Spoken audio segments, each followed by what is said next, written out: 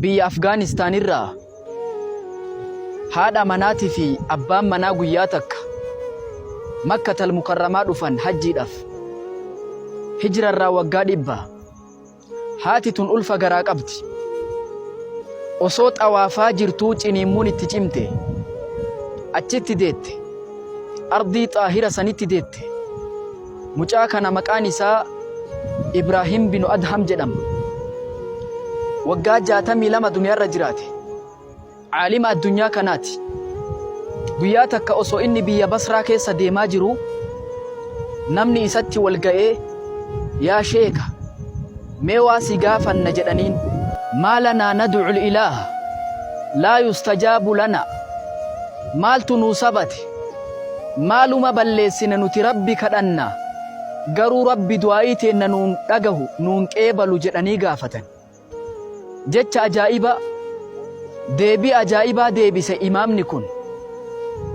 لأنكم عرفتم الله فلم تطيعوه ربي بيتني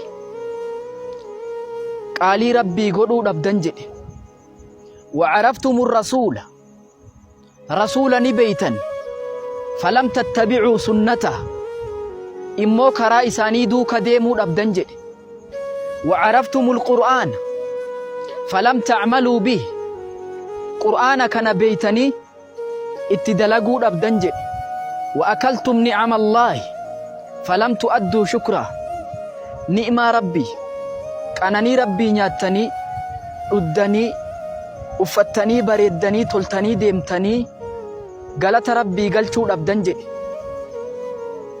وعرفتم الجنة جنة بيتني فلم تطلبوها جنة سنبربادتشو دhabdan jedhe. الرأيين نتو برباد جنتاتف هل كان دابتت بلا. وعرفتم النار إبد جهنم بيتني إرادي سود دhabdan jedhe.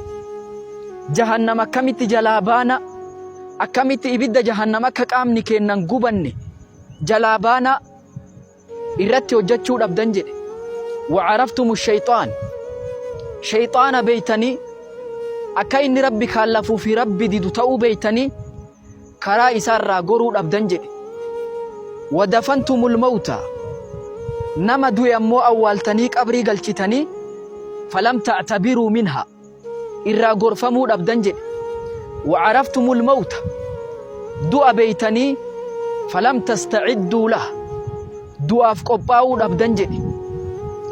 وتركتم عيوبكم واشتغلتم بعيوب الناس عيبي كيسان ديفتني ركنا كيسان ديفتني عيبي نمت يرو كيسان قبدن jedhe. عيبي نمت يرو كيسان شاغلمتن jedhe.